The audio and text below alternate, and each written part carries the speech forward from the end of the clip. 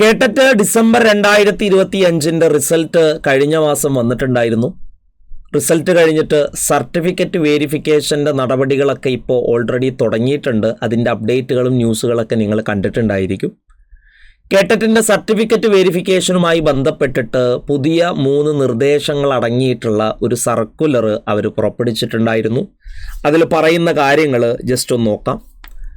നിയമന അംഗീകാരത്തോടുകൂടി സർവീസിൽ തുടരുന്ന അധ്യാപകർ അവർ നിലവിൽ അംഗീകാരത്തോടെ ജോലി ചെയ്തുകൊണ്ടിരിക്കുന്ന തസ്തികയിലേക്ക് ആവശ്യമായ കേട്ടറ്റ് കാറ്റഗറി വിജയിച്ചിട്ടുള്ള പക്ഷം അതിൻ്റെ സർട്ടിഫിക്കറ്റ് പരിശോധന പ്രസ്തുത ജീവനക്കാരുടെ സർവീസ് ബുക്കിലെ രേഖപ്പെടുത്തലുകളുടെയോ സർവീസ് ബുക്കിൻ്റെ ബന്ധപ്പെട്ട പേജുകളുടെ പ്രഥമ അധ്യാപകൻ സാക്ഷ്യപ്പെടുത്തിയ പകർപ്പുകളുടെയോ അടിസ്ഥാനത്തിൽ നിർവഹിക്കേണ്ടതാണ്.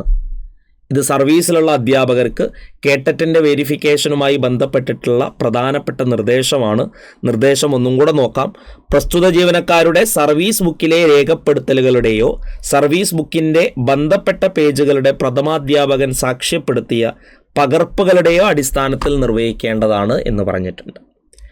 രണ്ടാമതായിട്ട് പറയുന്നത് SSLCയിൽ ജാതി മതം കാറ്റഗറി എന്നിവ രേഖപ്പെടുത്തിയിട്ടുള്ള പക്ഷം അതിൻ്റെ അടിസ്ഥാനത്തിൽ പ്രസ്തുത വിവരങ്ങളുടെ പരിശോധന നിർവഹിക്കേണ്ടതാണ്.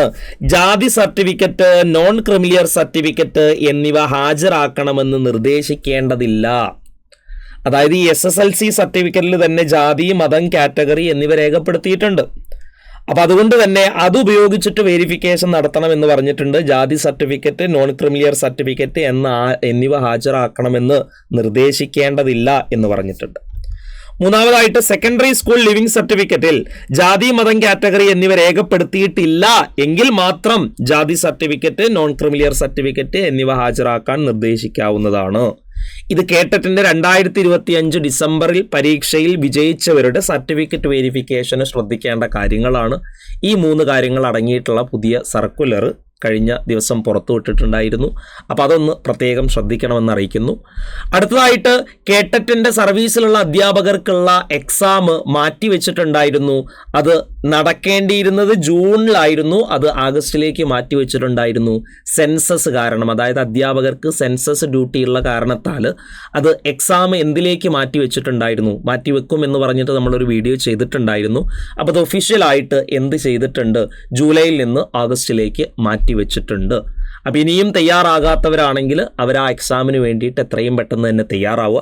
സൈലന്റ് ടീച്ചിങ് എക്സാമിൽ കേട്ടറ്റിൻ്റെ വിവിധ തരത്തിലുള്ള ബാച്ചുകളൊക്കെ ഓൾറെഡി റണ്ണ് ചെയ്യുന്നുണ്ട്.